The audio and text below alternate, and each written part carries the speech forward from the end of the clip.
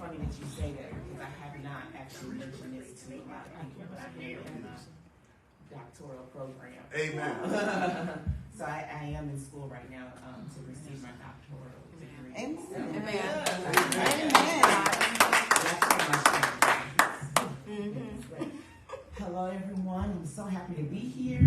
Should I speak in the mic? Is it just? Yes. Okay, here. Just take this off here a little bit. So again, my name is Lena Chapman, and I am a licensed professional counselor. And more than that, I am a counselor that seeks after God's heart. Amen. So I'm not just someone who's just providing a healing space, but I also allow the Holy Spirit to lead and guide me, and I'm living this life so that I can live again. Okay. Amen. So that is who I am, and what I do, and so basically, Haven of Light School of Mental Health. It's a nonprofit organization, and the city has allowed us. Actually, I was praying. Because my goal is to go to churches and basically talk about mental health and really talk about the dynamics of mental health and how it affects our communities and things of that nature. And so I was just asking God, oh my God, you have to fund this. How can I do this if you don't fund it? And so earlier this, maybe around March or April, I got a call saying that, we are specifically looking for someone who has connections with churches in the city. And I said, okay. And so basically they allowed me to, they funded this project of talking about grief. So they want to, basically this is the gun violence prevention program. And they wanted people to, in churches, to be able to understand what grief is and be able to support their communities with grief and loss. So today we're going to do a grief and loss workshop here. I'm not going to be, let me not say that. I'm just not going to say that. I'm not going to try to do it for you long. Okay? But this is an open space, so you ask questions. You can talk to me. It's a back and forth thing. I don't want you to feel like I'm up here just telling you something. If you have a question or a comment, doesn't have to be a question or a comment, feel free, say something, raise your hand, whatever, and that's how we're going to do this thing, okay? Pastor, yes. Can you do the clicking for me? I didn't have my clicker, sorry. So grief and loss. So grief and loss. When you hear the words grief and loss, what are some things that come to mind? You can go ahead and get to the next slide. Yes. When I think of loss, I think of funerals and losing people that we love. Very good. So a lot of times when you think of loss, you think of funerals, people who have passed away, people who are gone and they're no longer here with us. Very good. Funerals. What else do you think about when you hear grief or loss? What are some words that come to mind? COVID. Because we've lost a lot of things due to COVID. Yes.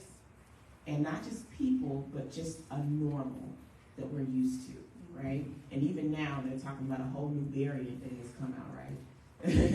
So they got I think they call it the Omicron XBB. So it's a whole new variant that has come out, and they're supposed to, saying all these different things about it. And so here we go again, right? So COVID, yes. Along with the loss of people, the loss of relationships. Ooh, very good. Relationships. We don't think about relationships when we think about loss.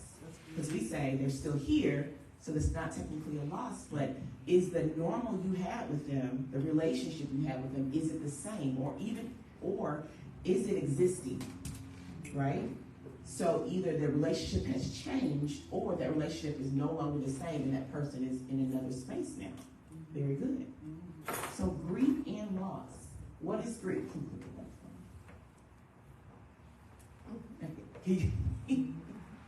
So grief is, you can click it again, sorry. It's a lot of little, I tried to be cute, but that is actually kind of annoying me.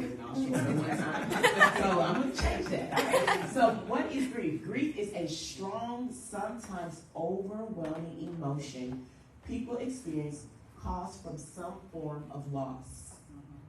So grief is an emotion that you experience after a loss, okay? Grief is a natural response to losing someone or something that's important to you. So we have to normalize that it's natural. It's not a spirit. It's not a demon. not a mental illness. It's natural. You're going to grieve if you lose something.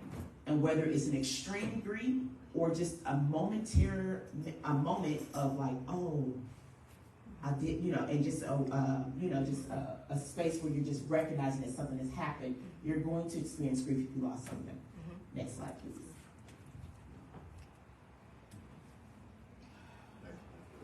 Yeah, click it, sorry. All right, so click it one more time for me. There we go. All right, so types of losses. So some of you mentioned it, a loss of a person, a loss of a relationship, a loss of what's normal, COVID, right? So these are the types of losses. So you have obviously a death of a loved one. That is a loss, right? The end of a relationship, like you said, a boyfriend, a girlfriend breakup, a divorce, end of a friendship. That's a loss. Maybe you move from one church to another church. That's a loss, right? A loss of a job. Because of COVID, many people lost their jobs. Even now, you're seeing that there are people who are hiring and firing people. They're letting people go. They're downsizing, all types of stuff. And these are people who have been on jobs for years and years and years. And they're losing their jobs. Incarceration of a loved one. That's a loss.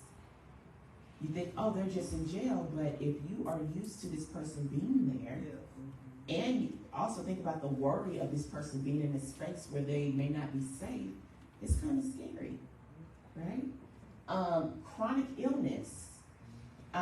People don't think about this, but if you get diagnosed with maybe diabetes or high blood pressure or something like that, and the doctor says you have to change your eating habits, but you used to eating that good old fried chicken and smothered this and candies and things like that, that's a loss. Mm-hmm. So you mean to tell me I'm sitting at this table and they're having this really good meal and I have to watch what I eat? You think, oh, it's just food? No, that's a loss there. That's a grieving process. Or if they tell you that maybe something's wrong with your body and you won't be the same anymore. Mm-hmm. So you mean to tell me I can't run and jump and do all this other stuff? You mean to tell me I can't just roll out of bed real quick? I gotta wait for a second? You mean I have to be hooked up to a machine or take asthma medicine or whatever the case may be?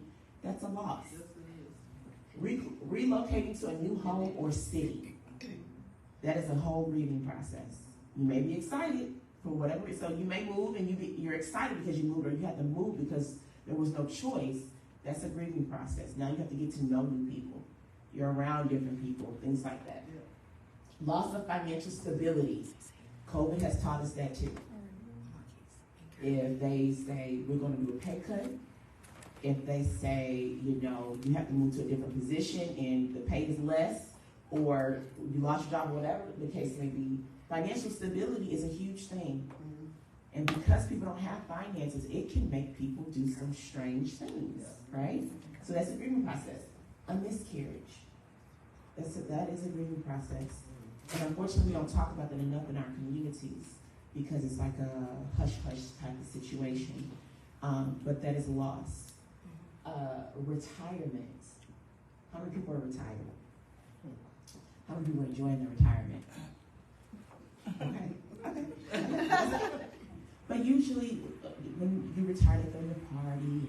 Oh, congratulations, we're excited, this and that. But then that next day, you're just like, okay, what do I do now? I'm used to going to this job every day. I'm used to having my coworker friends. Now I'm sitting here wondering what I need to do. Should I go on vacation? Should I clean? What do I do? Right? Death of a pet. How many people are pets? Have a dog or something like that? Okay. So those pets can be emotionally supportive, right? They're not just animals. Right. And so if something happened to your pet, that's a grieving process. Loss of a cherished dream. I want to be a ballerina. And I trained all my life to be a ballerina. And then I realized I'm not as good as all the ballerinas. And I invested all my time, my money, education, things of that nature, and now I don't know what I'm going to do. You see this a lot with our basketball players, our football players, people in singing careers, things like that. They invest so much into that dream, and then when it doesn't happen, they don't know how to shift into something different. They're lost. A loved one's serious illness. How many people have been a caretaker before? Or probably more now. Okay? A caretaker. So you mean to tell me you don't know who I am? You mean to tell me that I have to help you in and out the bed and fix your food and wipe you and clean you up? You mean to tell me that you're not going to go back to what it used to be? And that now I'm taking care of an adult like a child? Yes. And some of us even have to do the finances and things too? Yes. Yeah. Selling the family home. Anybody have to do that? That, Big Mama's house, have a big house and you have to sell it because of whatever reason? Mm-hmm. And that used to be the meeting place, and that used to be the place everybody goes? Absolutely. And then loss of safety after a trauma. You see this a lot. I had the pleasure of going to St. Louis. It was between, Street, Nebraska and Casco? Casco, thank you, Casco. There was a shooting over there maybe 2 weeks ago. And this organization is a healing organization, and when shootings happen, they go to that space and try to help heal that family and that community. And unfortunately, it was two people that were fighting in that community, but they still live there. So both of them still live there, right? So one attacked the other. Some people got shot, nobody got killed, but people got hurt. And those families lost safety, both of them. Not just the one who shot the person, but also both of their families in the community lost safety. So you mean to tell me I can't go outside and play like I used to? Why? We've been doing it all summer. So you mean to tell me I can't go play over there or do this over here or even walk like I normally do to the store because I'm afraid? That's trauma. If you ever had someone break in your house or your car, they're doing that a lot, that's trauma. Okay? So that is all losses that will have grief attached to it. Do you have any questions or comments so far? You're doing good. So grief and loss. Whenever we face a loss, we experience grief. Our reactions are unique and individual. Unique and individual. Just because we went through the same thing doesn't mean it's going to look the same. Okay? As we experience loss, we may need to remind ourselves of the basic facts. Sometimes we torture ourselves wondering why we do not respond as others or even our family members do. But each of us are different and grieve different, and that's okay. We're different. Just because so-and-so is falling all out, rolling on the floor, and having a fit, and I'm just kind of like, okay, I'm here. I'm just trying to make it day by day. Doesn't mean that this person cared less or this affected someone different.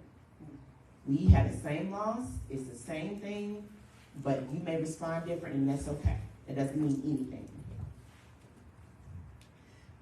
Healing happens gradually. Healing happens gradually. Not right away. Gradually. It's a process. Okay? It can't be forced or hurried, and there is no normal timetable for grieving. So, we love to know. A lot of my clients will come to me and say, how long will this take? I'm like, this isn't a microwave. I can't put you on for 5 minutes and then take you out and everything's okay. Or put you on for a minute and it's warm and we're good. This is a process. This is like a Sunday dinner. You gotta prep. You gotta make.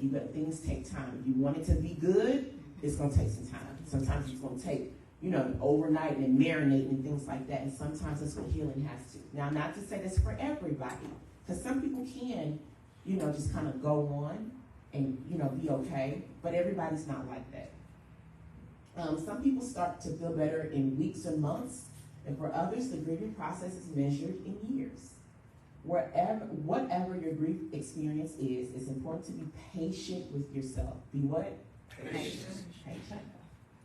Patience. We don't want to be patient when we're hurting. We want to fix it. If something hurts on your body, you want to take medicine to make the pain go away. If something's hurting wherever, you want to do something about it right then and there. Unfortunately, it's not like that.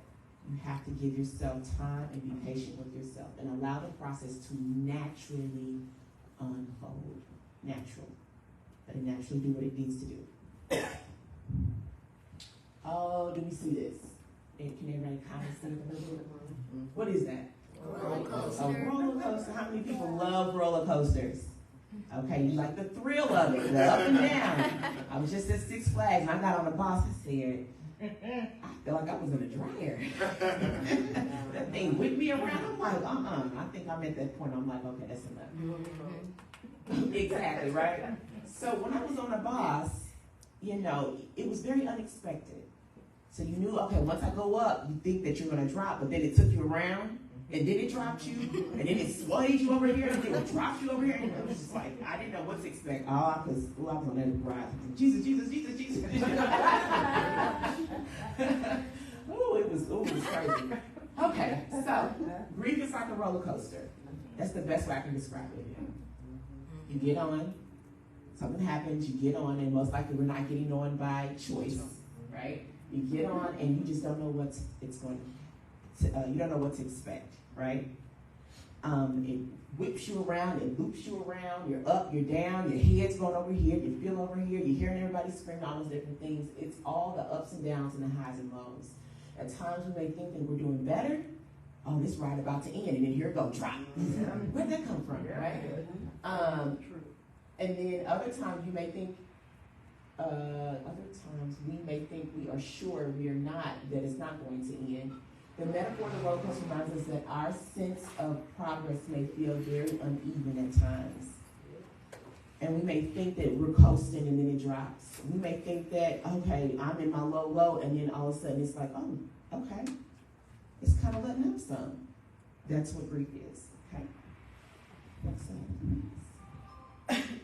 You know, sometimes even in that roller coaster, you know, I thought about when you were talking, sometimes we're okay for years, and then we smell something, or we see something, yes, or someone says a word to you that knocks you back into that grief process, yes.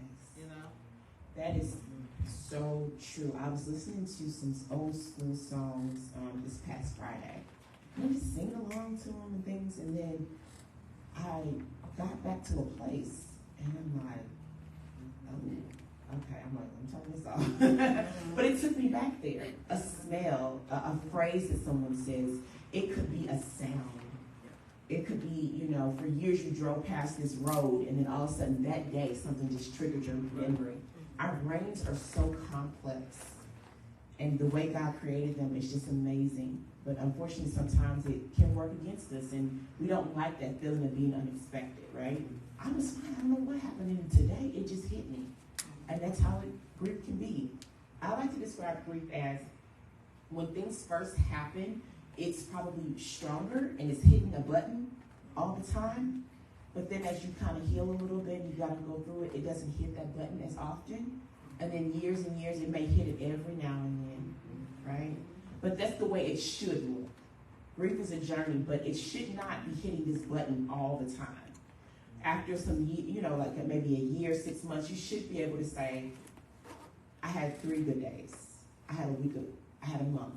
I had, a couple months and then it hit or something like that. You should be able to see some let up, okay? Thank you so much for pointing that out, because our memory is just amazing.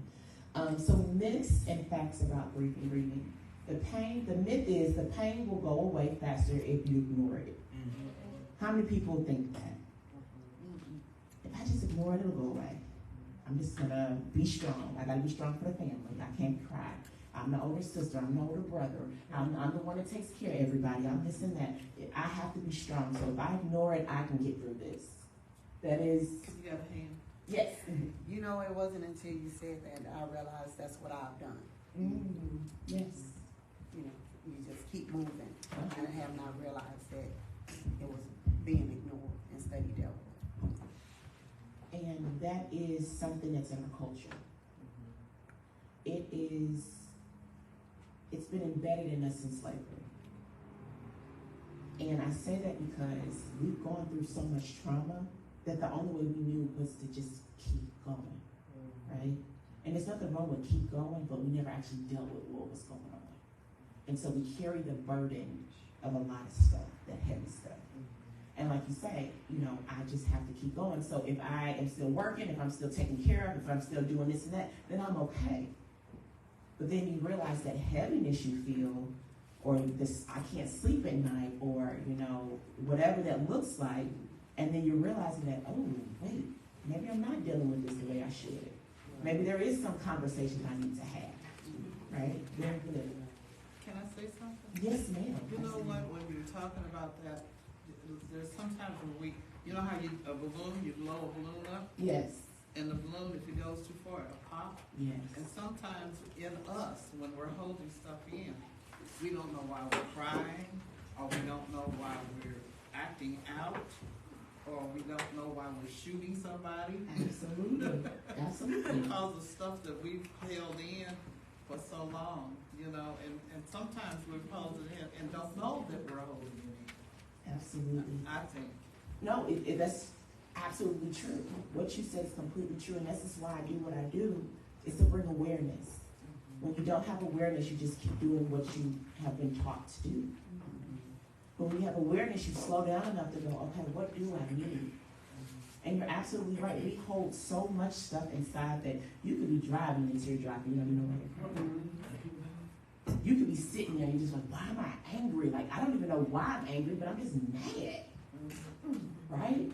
And it's all those things that you're holding on to, or just things you need to process. With some stuff, it's not a big thing. It's just, you just need to process it. Nobody gave you the space, the safe space to say, that made me mad. I felt like you took advantage of me. I can't believe this happened. I'm upset. I'm angry. I'm sad. I'm frustrated. I'm hungry. But it's hungry.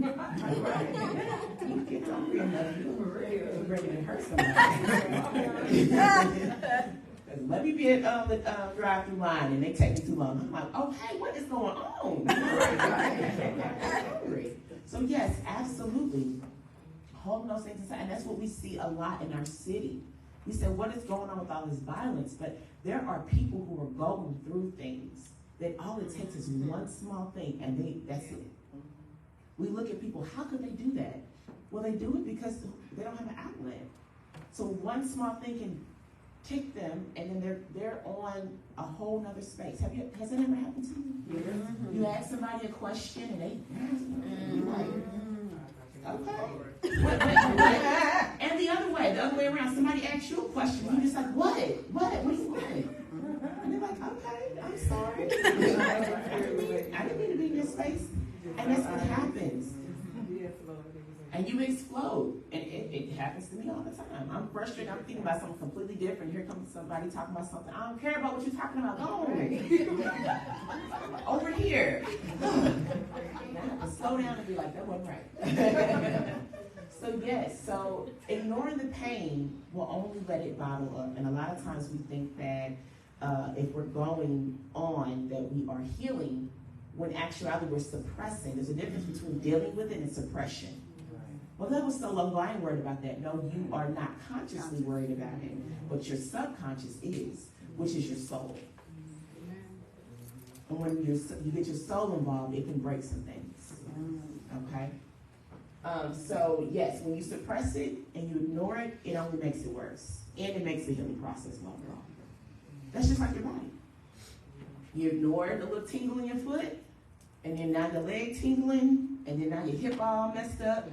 And then finally you go to the doctor, well, if you would have came when your leg was tingling, we could have just da-da-da-da, and now you got a whole issue, right? Okay.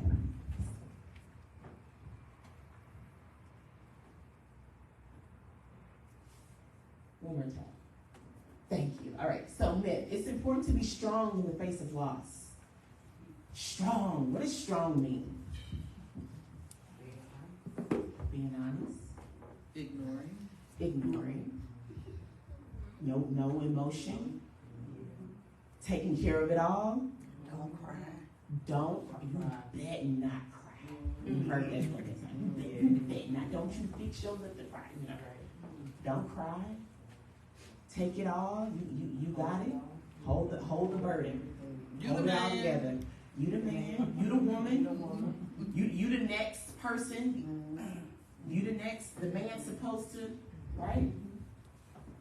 Feeling sad, frightened, lonely is a normal reaction to loss. That's normal, right? Crying does not mean you're weak. We've been taught that though. Crying does not mean you're weak. Crying is your body releasing. Can you imagine you need to go to the restroom and you stop yourself and you just try to hold it all in? Eventually what's gonna happen? You're gonna have a little accident, right? Or a big accident. So it's just like crying as well. You try to hold those tears and eventually it's just gonna come all out at one time and it's gonna be crazy. Let yourself experience those emotions. So it is normal. It is not a sign of weakness. You don't need to protect your family. You don't. And by crying does not mean that you are being, you have let your guard down. You are being normal, a human. Yeah. Jesus wept. They said it right. Did he weep? It's in the book. Okay. The good book, right? He wept. He in his humanity, he experienced those things. He needed to. It's an example. We have to let things out. And even if you don't cry, that's okay if you don't. You're not. Some people just don't. That's just not their thing. But using your words is also a form of letting it out. You don't need to protect your family and your friends by putting on a brave front. Showing your true feelings can help them and you. You may be the strong person in the family. Everybody who lean on, right? And everybody looking at you, what they gonna do? What they gonna do? And if you say, you know what? Today, it's my day. I'm not being bothered by nobody, right? Yes, ma'am. I would say thank the Lord. Yes. Freedom. Yes. Because, think about it. If you see you cry and take care of your emotions, and I'm like, well, she can cry, I can't. Well, if she can let her emotions out, I can too. You don't know the healing and the freedom of what you were doing as an example can set somebody else free. Right, next slide. Thank you. Another slide. There you go. Myths and, okay, so myth. If you don't cry, it means you aren't sorry about the loss. And I just talked about that. Some people are not big criers or big emotion people, and that's okay. But that does not mean you can't talk about what's going on. It does not mean that you can use other ways to express your emotions. Crying is a normal response to sadness, but it's not the only one. Those who cry may feel the pain just as deeply as others. They may simply have other ways of showing it.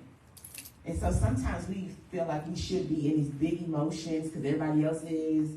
And then we're like, well, why am I not crying? Did they not mean something to me? Did that not, whatever I lost, did not mean anything to me? It still means something. That's just not how you can release right there. And that's okay.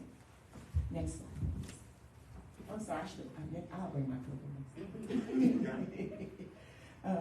Yep, thank you. Grieving should last about a year. We love to put timetables on grief. America says you get maybe 3 bereavement days, right? That shows me that ain't nothing. That ain't nothing. Okay? Or even think about having a baby. They may give you 6 weeks. Maybe. Right? And then you gotta get, all right, that's enough. That's enough. Come on back to work. That's how we operate. Our society operates like that. We don't have time for anything. You just have to work, get paid, pay the bills, pay Uncle Sam, and keep the same cycle going. But there's a timetable. There's no timetable on your journey.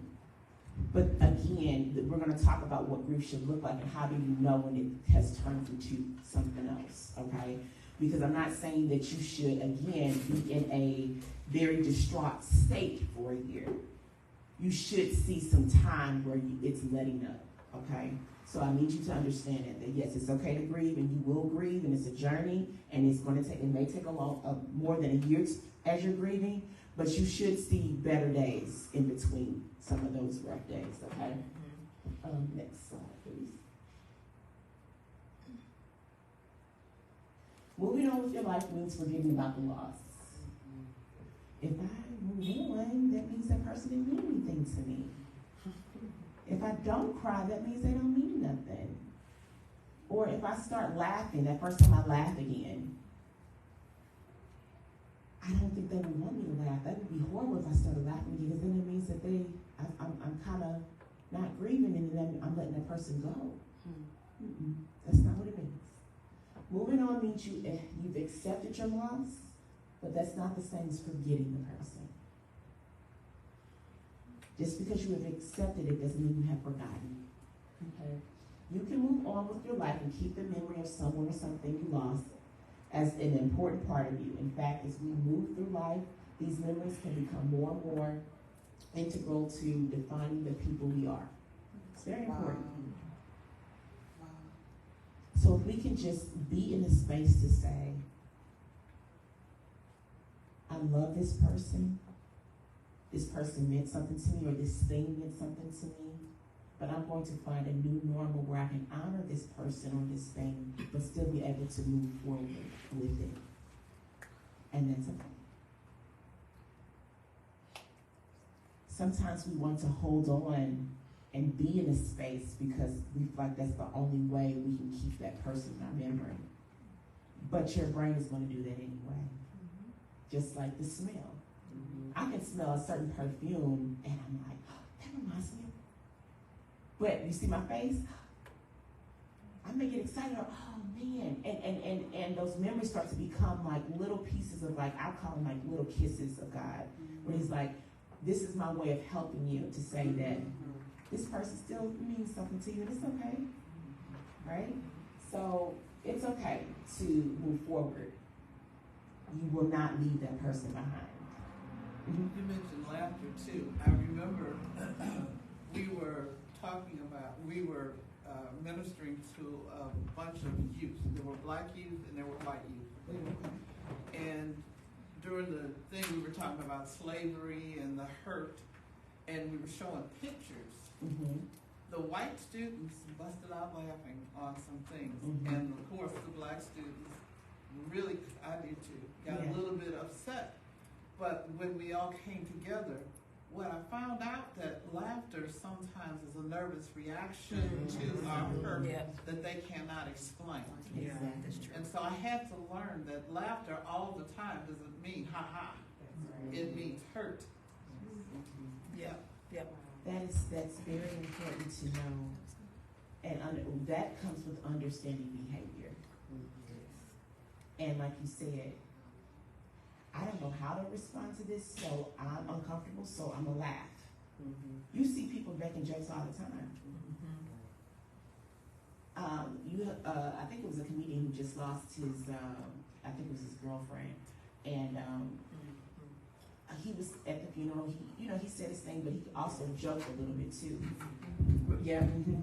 And so he joked a little bit too, but it wasn't a joke into like, haha, this is a funny situation. It's just his default. When things are hard for me, I make people laugh.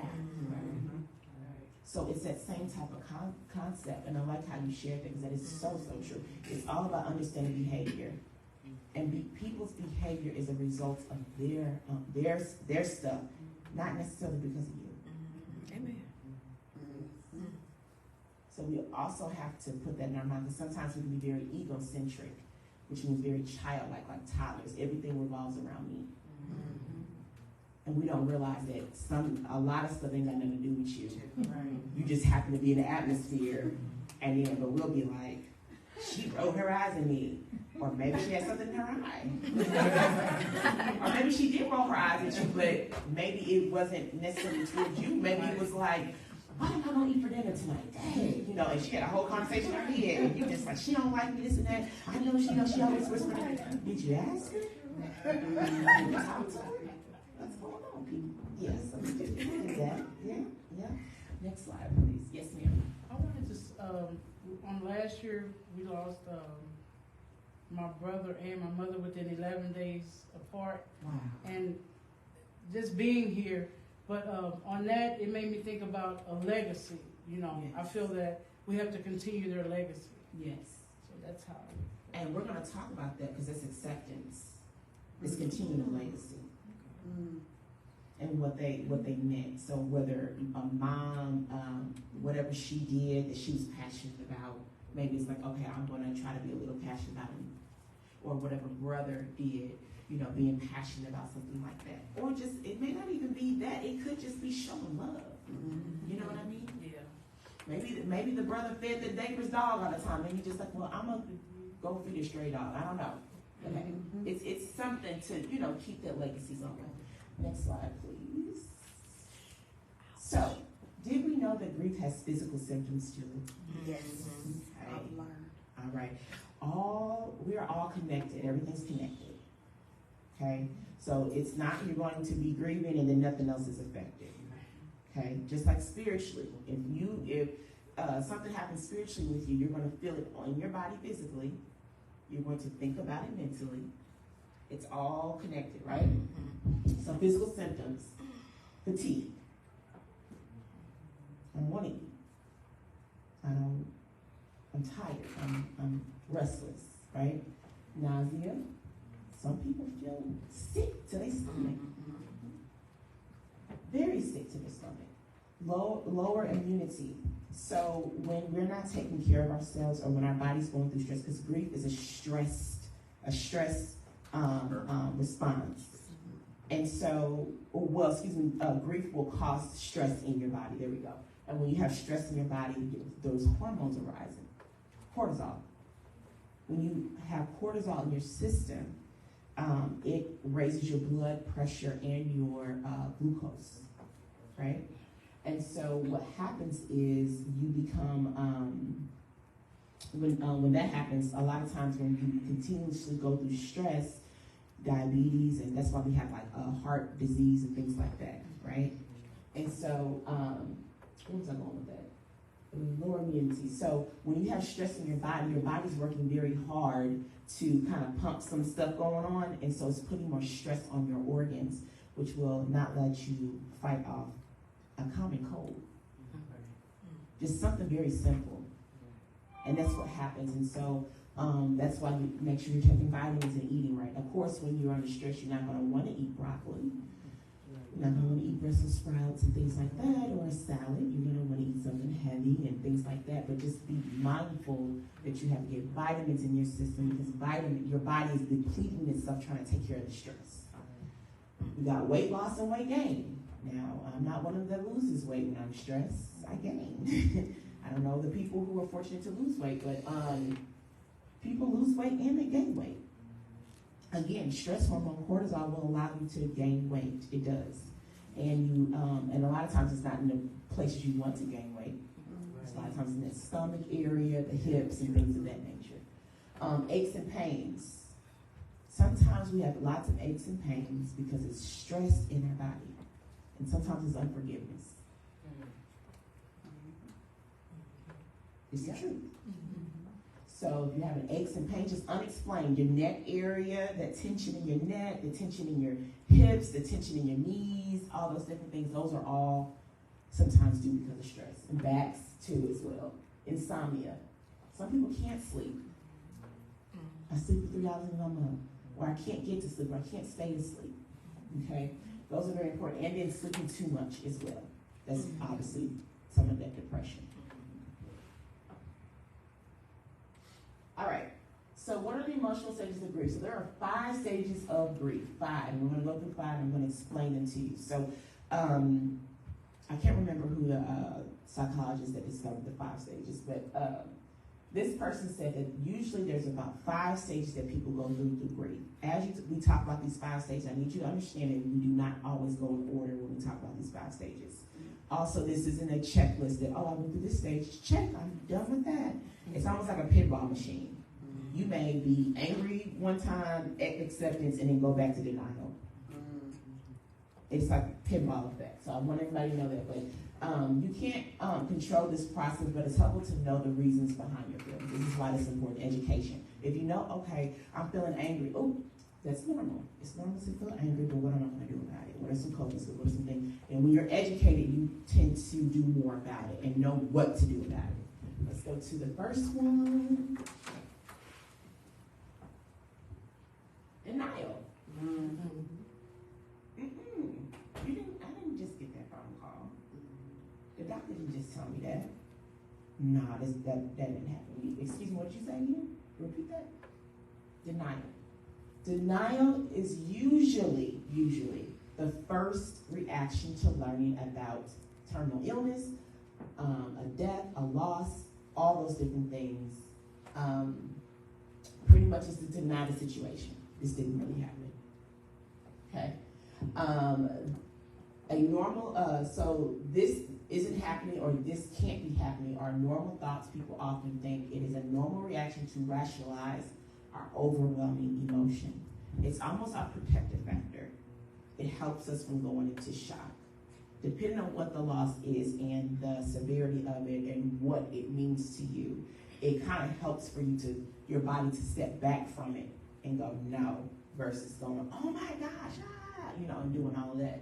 So it's almost a protective factor a little bit, okay?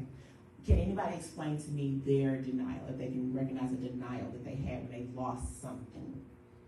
Yes, when I lost my grandmother,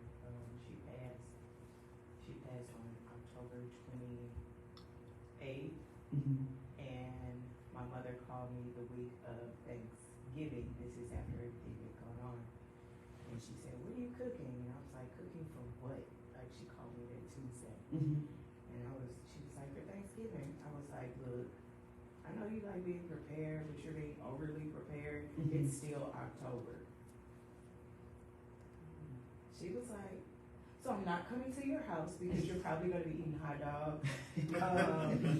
Thanksgiving is Thursday." And it didn't dawn on me that I had missed I was extremely angry at her. Like, really? Like, you just do too much. Like, who gets ready for Thanksgiving in October? She was like, "No, it's Thursday." Yeah. And your kids gonna be hungry. I was like, ah. So I feel really, really even set up today by Holy Spirit, because today is my grandmother's 91st birthday. Wow. Yeah, which is also my son's birthday. And I had no idea that this would be today, and I was kind of getting some pressure from family to come to my mom and my grandma's church this morning, like, "We all gotta be at church together because it was grandma's birthday." I was like, "No, I'm going where I'm supposed to be, and I'll check y'all later, like, whatever. I'm celebrating my son here. Grandma know I loved her." And so, so to come in today and this is the subject. This is like huge hugs from Holy Spirit and Grandma. I'm like, I was sitting here when I heard you when I was in there. That's what took me so long to come out. I was like, really, really today, really, why today? You're not going to talk work here, like really, like. So no, it's a total blessing today. Thank you. Yes, I like what you said with like time passing and you not even realize that it has. It's kind of like you're on autopilot. Yes. And it's just like, I went through the weeks, I know it happened, but it's just kind of like I'm in the days a little bit, and it's just, okay. And the days seems like it was yesterday, but it's like, no, 3 weeks, wait, it's like, what? Hold on. And and that's part of denial, is that autopilot as well. Very good, very good. Denial is a common defense mechanism, like I said, to ease the immediate shock of the loss, numbing us to our emotions. We block out words and we hide from the facts. Some may start to believe that life is meaningless and nothing is of any value any longer. For most people experiencing grief, this stage is temporary. It should be temporary. Okay, it's a temporary response that carries us through the first wave of the pain. Okay, now usually it's a temporary one at first, but sometimes we go through that space where, oh, let me call, and you're like, oh. And you go, and you have to sit with that for a second. It's not denial, but it's almost like forgetting a little bit, like, oh, I can't do that. So it's a little bit of that too. But usually this is the first wave. It kind of protects you with that first wave of grief and dealing with that. Second one, anger. Who knew anger was part of grief? Yes. What does anger look like for you during the grieving process? Yes. I was actually angry at the person that passed. Very good. Absolutely. I was, go through that a lot. Each passing. Like, you left me. Not what I was supposed to do. So, yeah. Anger is like full of like lots of different things. And yes, you can be angry at the person. You can be angry at the banker. You can be angry at the McDonald's worker. You can be angry at everybody for not helping you. You can be angry at God. A lot of people are angry. Absolutely, yes, absolutely. But they don't talk about it because it sounds very bad. Right? How could you be angry at God? Well, you may not ever say it, but He knows. And I wonder if you just talk to Him about what you're really angry at. Yes. how he can fill that space for you.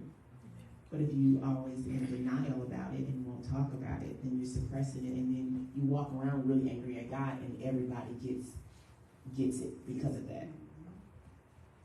Anger, as the effects of denial begin to fade, reality and its pain emerges. The intense emotion is deflected from our valuable core and redirected. So anger is just redirection and expressed in anger.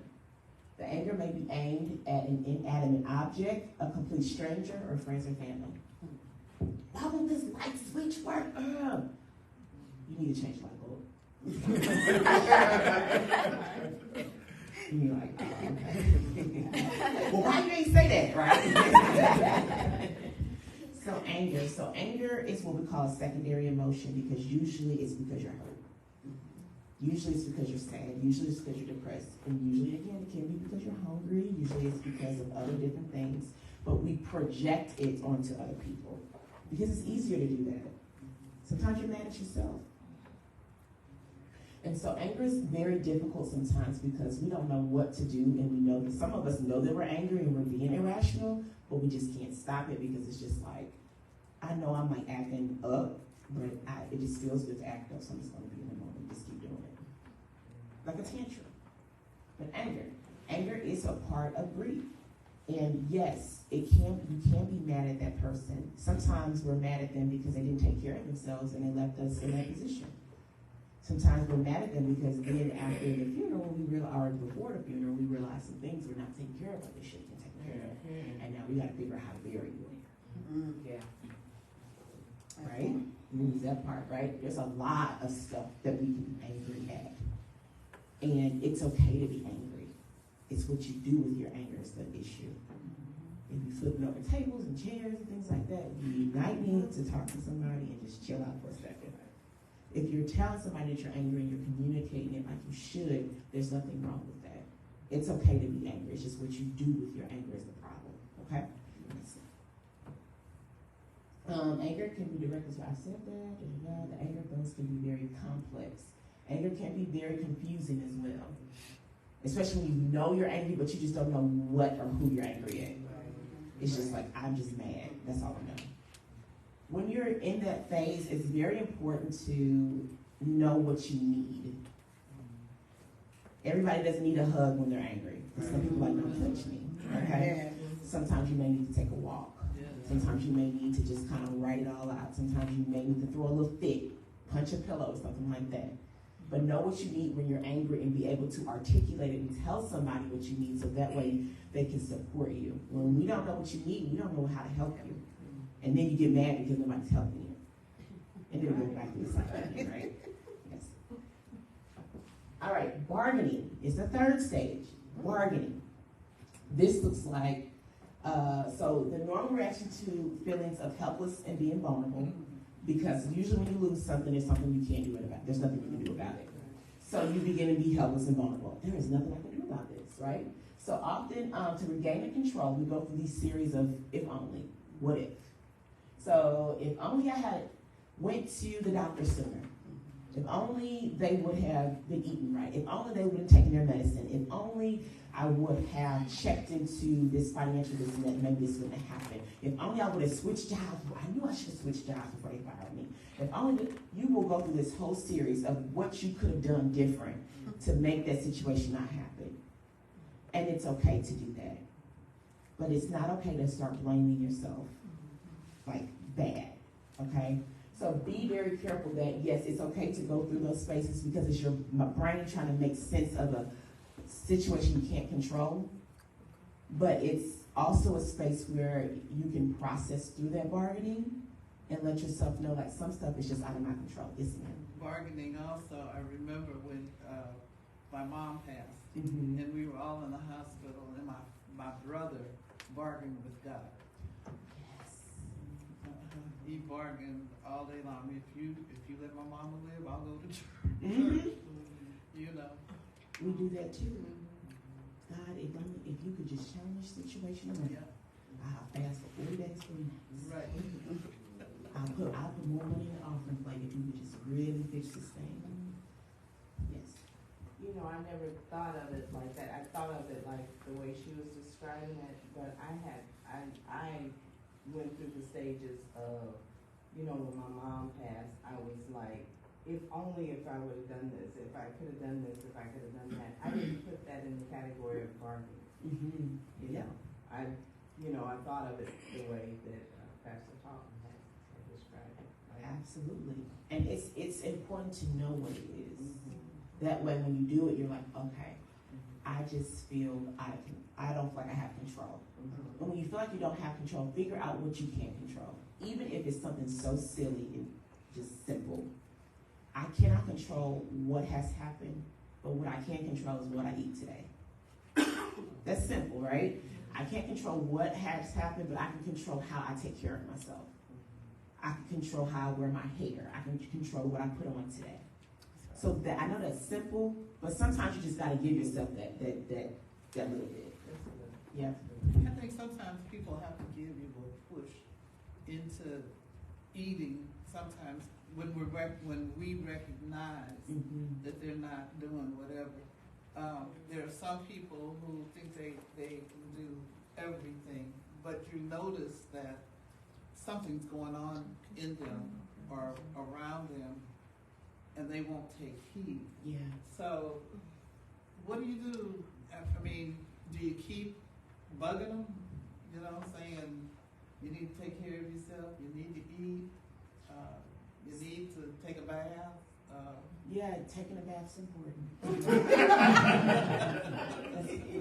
I think that instead of, because when we say you need this and that, sometimes it feels like, again, that somebody else is trying to control them. So maybe if we say, how can I support you today? How can I show up for you today? Maybe it is, hey, or just paying attention to what they need. So if they're not eating, maybe even just saying, you know, oh, okay, I know they like cinnamon rolls, so I'm gonna go and get them cinnamon. Yeah, it's not healthy, but hey, if they eat a cinnamon roll, let them be. So maybe it's just kind of giving them those little, like, how can I support you? Asking them a question.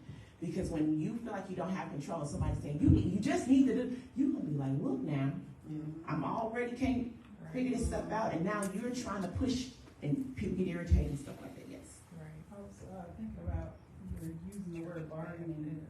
I was thinking blame. You know, you blame yourself. Like there's a difference. I was just looking at the if only. Blaming yourself, I guess, would be flat out saying it's my fault. And like the bargaining aspect of it is like, if I could have done this. You know, I had a friend that committed suicide 2 years ago. And she called me the night before and was like, I don't know what to do with this, you know. And then after it happened, I kept saying, well, I should have went over there. If I had gone over there, maybe I could have talked to her. Maybe, you know, it took a while for me to get past that. And I didn't look at it. I looked at it as me blaming myself. And it's the bargaining. Yeah. It's still bargaining, because even when you blame yourself, there's still something you feel like you could have done. Yeah, especially in situations like that, because it's just like, and that's a tricky topic, because when you talk about suicide, you do feel like there was something I could have said that may have changed their mind, things like that. Unfortunately, sometimes, not all the time, because if I say all the time, then that takes away the power of God. Sometimes when people have their mind made up, there's nothing you can do anyway. And it's an unfortunate, it's unfortunate. But yes, sometimes when people have their mind made up, there's absolutely nothing that you can necessarily do. Yeah. Let's go to the next slide. So the griever might tell, yep, we already talked about that. We go to the next one. Depression, who knew depression was a part of it? Yeah, nobody wants to talk about depression. So depression is basically when sadness sets in as the griever begins to understand the loss and its effect on their life. Signs of depression include crying, sleep issues, either sleeping too much or not sleeping enough, a decrease in appetite or increase in appetite. It is common for one may feel overwhelmed, regretful, or lonely. Some people like to isolate. Isolation is never good. It's okay to separate, but it's not okay to isolate. Two different things. Depression can be displayed in more subtle ways, perhaps more private. It can be private. It can resemble a more quiet preparation to separate or isolate and be at their loved one's farewell. At this time, the griever sometimes might just simply need a hug. Okay, so depression is on a spectrum. You can have mild depression, moderate, severe, and chronic. Okay, so there's levels. Obviously, you talk about severe and chronic. That's where you'll really see somebody not talking, not hygiene, all that stuff. Mild, we'll see, and that's the dangerous one is mild and moderate because people are still functioning. You think they're fine, and they're not. Okay, and so when people go through depression, it's okay to be sad. It's okay to be depressed. Just don't stay that way. Okay?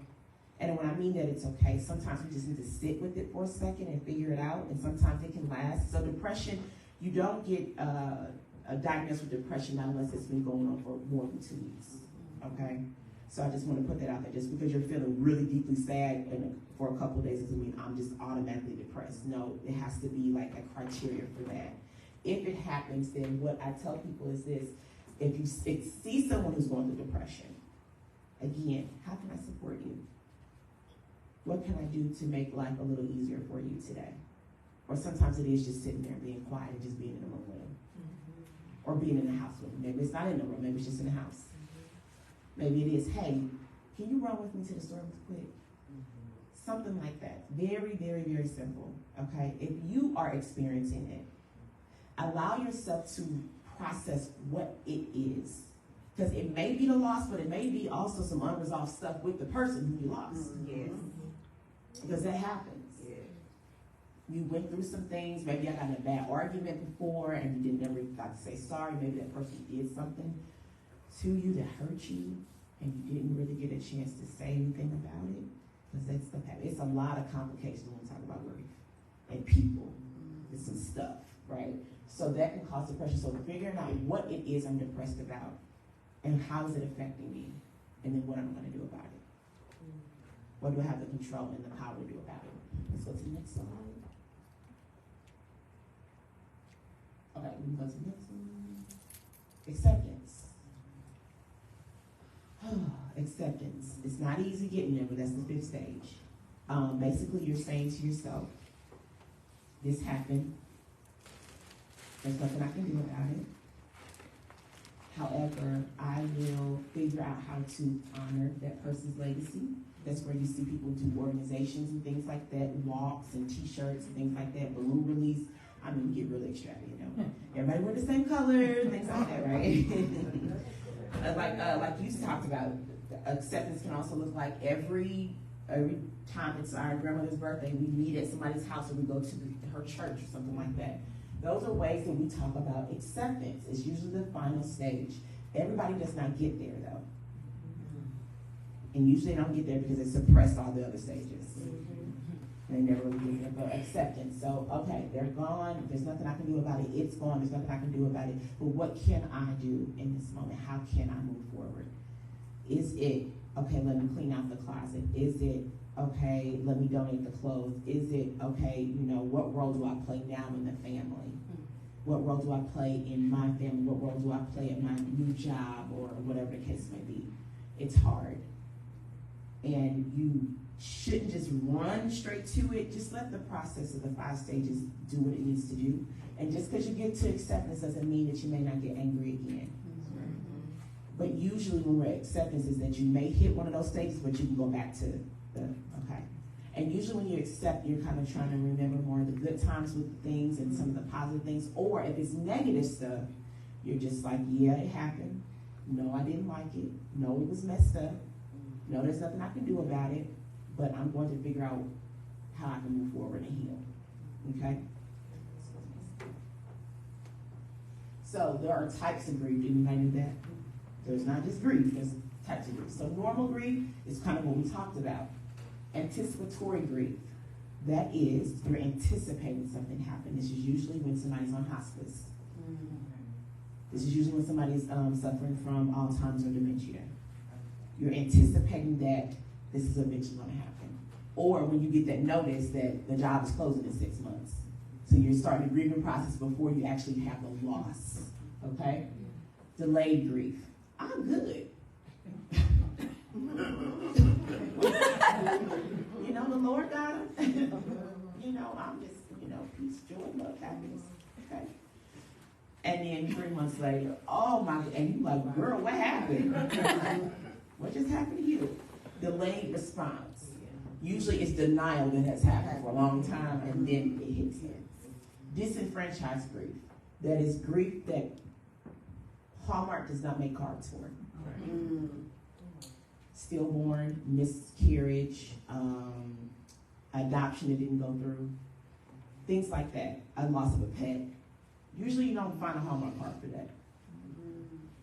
And people don't really talk about it or recognize it. So it's those things that it's like, oh, we don't talk about that. Overdose. People who have overdose or suicide.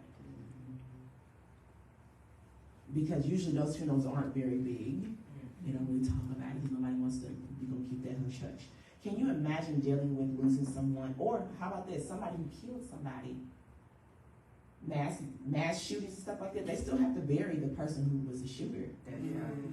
But can you imagine the shooter having a funeral and you have to keep it private, but you still love that person?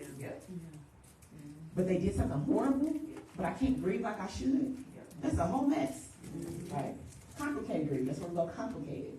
Where you may have lost your mother, but your mother wasn't a good mother. So everybody's thinking, like, oh my goodness, you lost your mother. But you're like, no, I'm mad at her. She abandoned me. She abused me. She da da da da da. How do you grieve that? It's complicated. There are so many situations connected to that person. Or you may have lost that uncle or that cousin, something like that, but they molested you. So everybody else is grieving, but in your head you're just like, not that you wish that they were, but it was just like, I feel some sort of way, and I don't know how to grieve that. That's just complicated. Distorted grief. That can be grief that is happening that is just like I said, it's distorted. I'm trying to think of an example. I'll come back to that. But cumulative grief or compacted grief is the same thing, but it's basically loss after loss after loss. Some people saw that through COVID, one person after another, 6 weeks later, 6 months later, and we've been going through this for 3 years now. Somebody's passing away. I've been to the funeral home so many times, been to the same cemetery multiple times. It's just accumulating.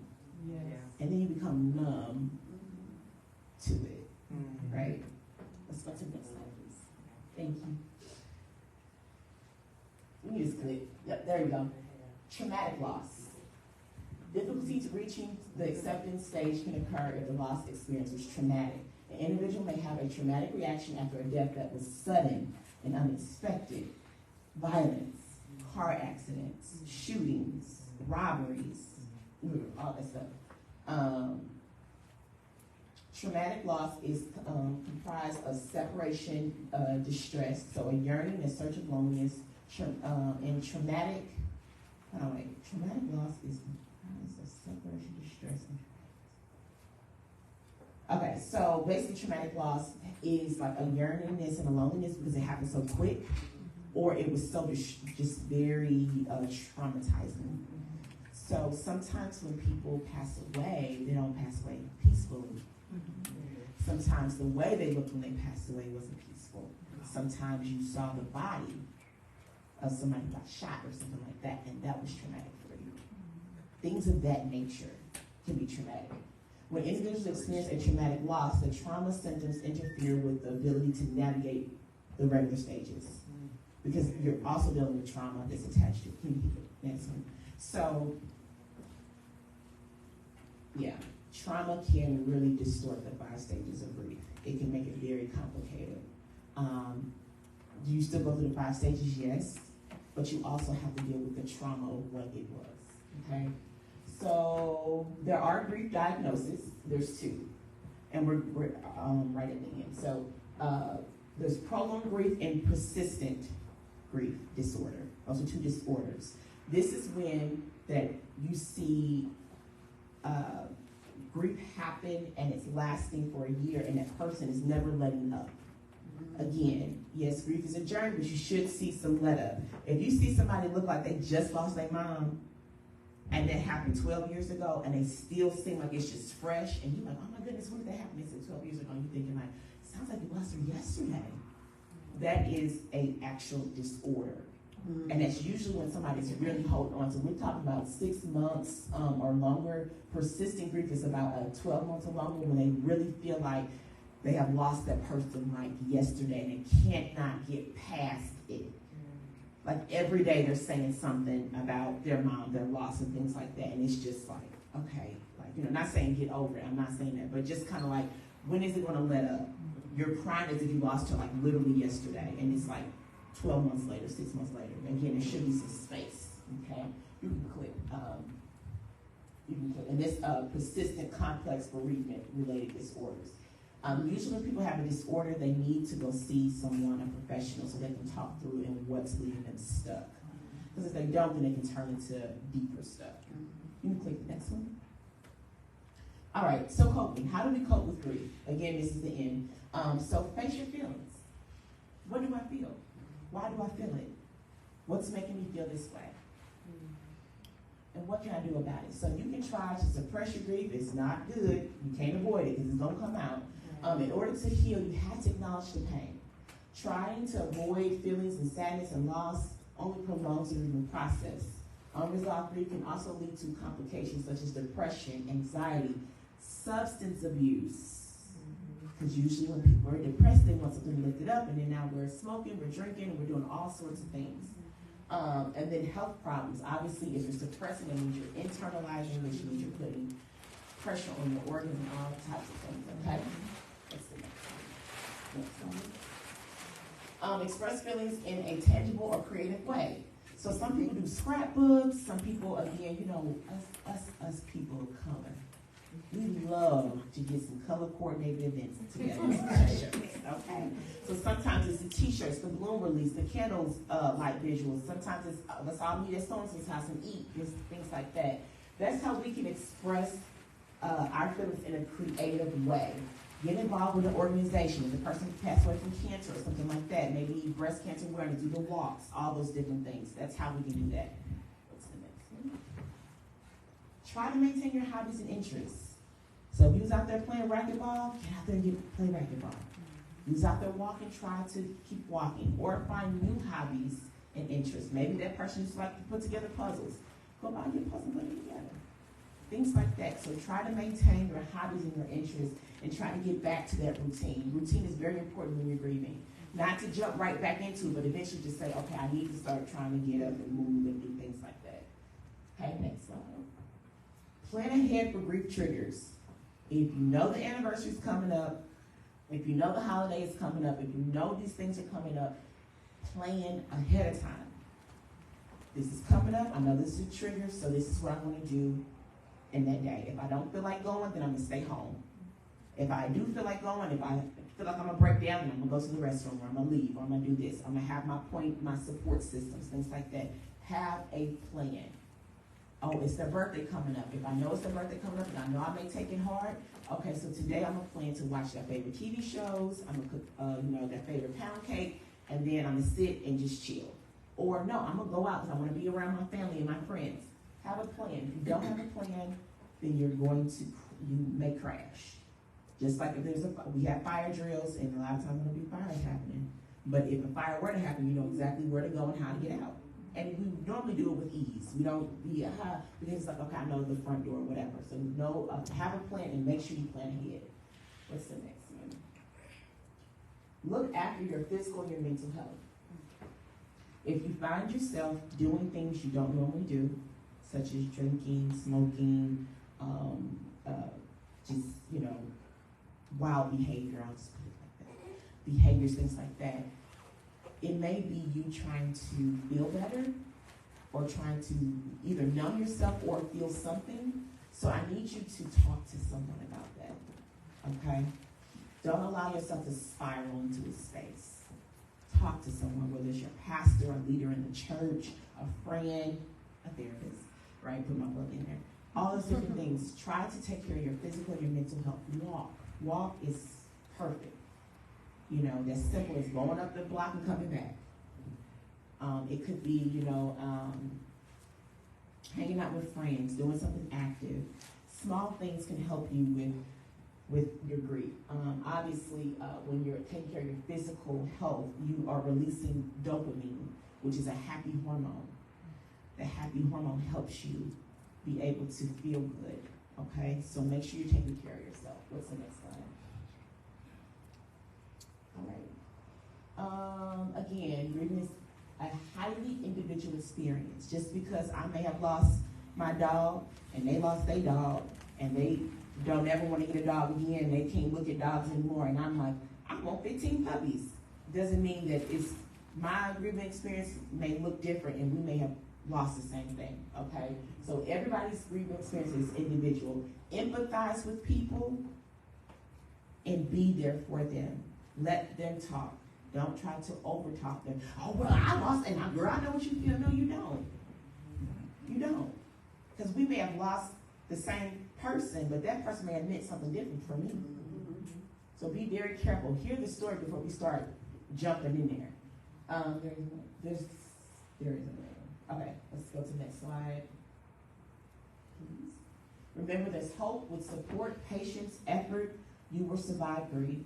Someday the pain will lessen, leaving you with cherished memories of your loved one or whatever you have lost. So I leave this with you that grief is complicated. It's a journey. But when you're educated and you understand and you actually go get the support you need, if you need it, it can help you through the process. Okay? Any questions? Comments? Any of those things? I had a comment, and it was about, I think it was delayed grief. I think if that's what it was, or it was one where you kind of expect it to happen, like you said, anticipatory. Okay.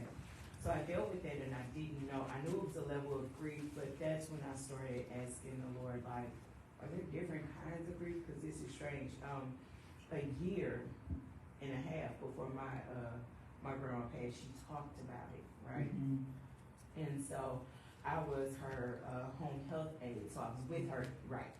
I was with her every day, and so that became a part of the conversation. And there was a part where I had to say, okay, Danielle, this is where she's at. You're gonna have to find a way to deal. Mm-hmm. And I also felt the anger in there as well, and a bit distorted. Mm-hmm. Why? Because she was saying, you better not break down when I leave here. Mm-hmm. And at the same time, she's like talking you out, and you're supposed to. She's supposed to be like, I told the Lord I didn't want this surgery.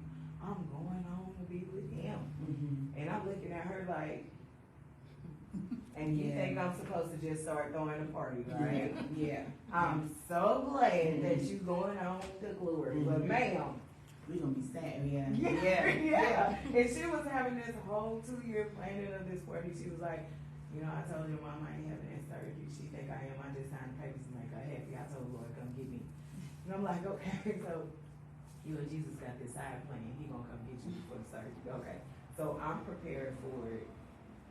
But I noticed that I started having physical issues within that year before she passed. Mm-hmm. Ended up with fibro. Mm-hmm. Ended up having a hysterectomy at the beginning of this year. Yeah. And I did not realize that all of that played a part until you're saying this.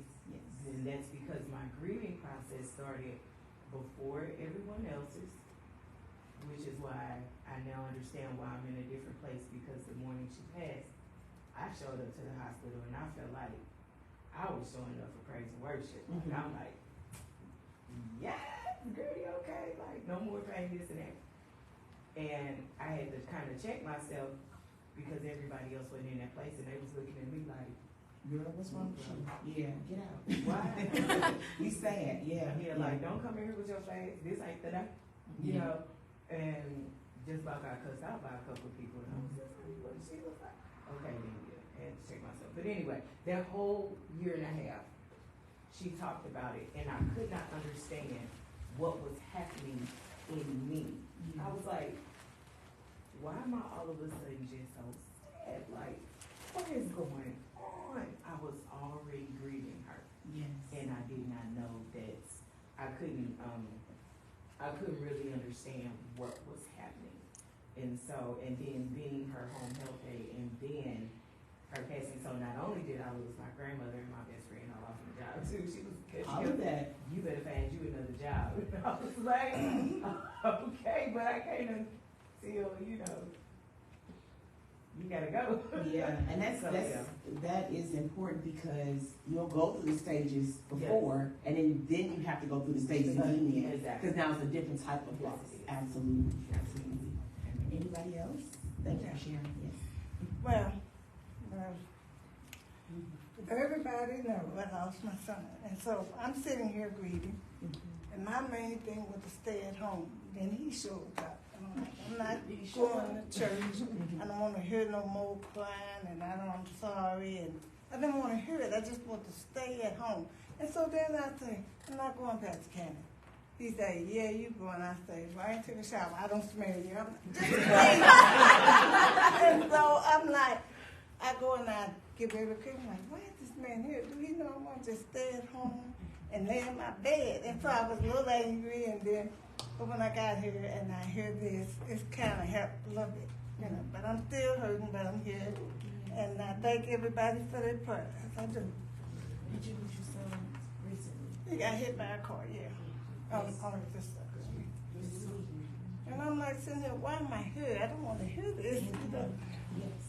So, first of all, I'm sorry for that. And I cannot imagine what you've gone through and what you're going through. I am definitely praying for you and just using some of the things that you heard today to be able to support you through your grieving process. And if you need anything, and even just to talk, I'm here for you. Okay. It's hard when it's fresh.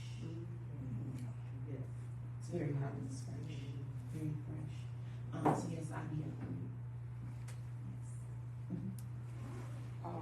Did you give contact information? I have some cards over there. Yes.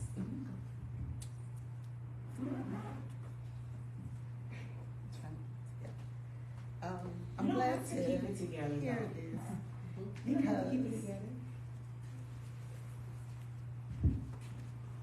I lost my mom, and I knew it was due to grief. She died almost a year after my oldest sister died, and just to go through seeing my sister go through cancer, I knew it was hard for her. And then to watch her go through the grief and not knowing how to grieve. And it was like you said, the losses on top of the losses on top of the losses for her really led her to her death, because it was grief and then it was extreme stress. And everything you showed, I watched her go through. Her body just completely shut down. She stopped eating. Her body quit functioning. Her organs quit going.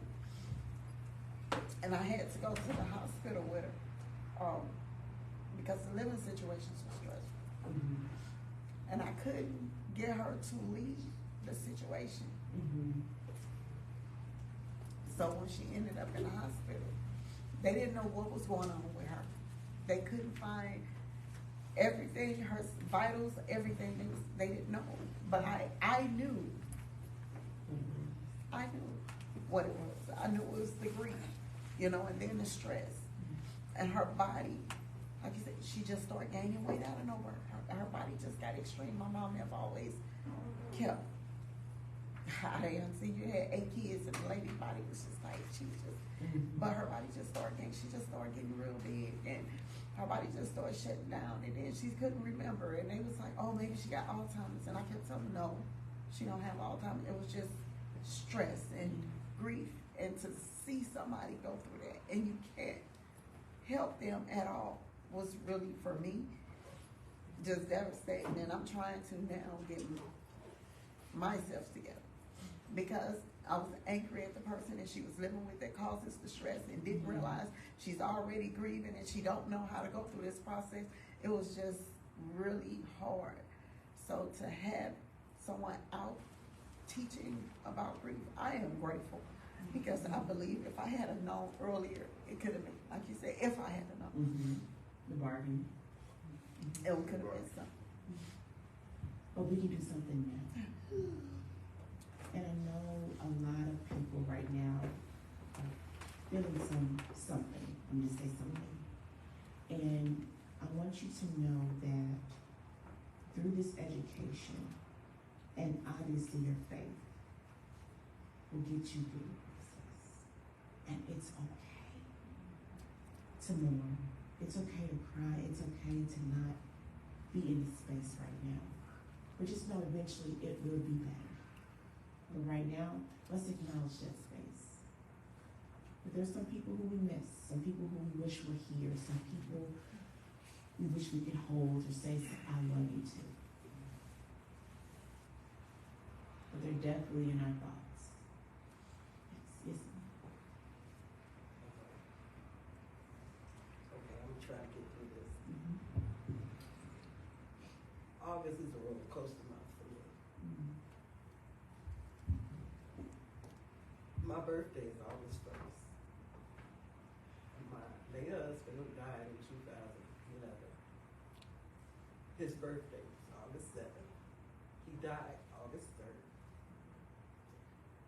I celebrated my son's birthday, which is August 11th.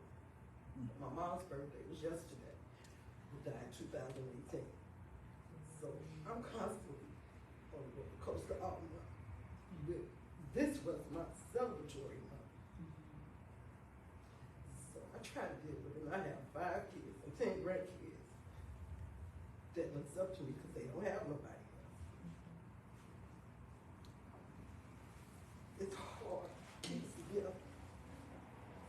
And right now I have a granddaughter in the hospital who can't sleep without a machine because she's not getting oxygen. So I thank you for today. I've just been going and going and going, trying to make it through this month by myself. And I was diagnosed with depression years ago. I've been hospitalized for it. But God has been bringing me through the years. Yes. He's brought me thus far. But now I feel that I'm in a mild stage of depression because I'm functioning. I get up, I go to work, but I go home and I go to sleep. I get up and I go to church. I go home and I go to sleep. I find myself wanting to sleep more and more and more. But I praise God for you today. I don't think it was a coincidence.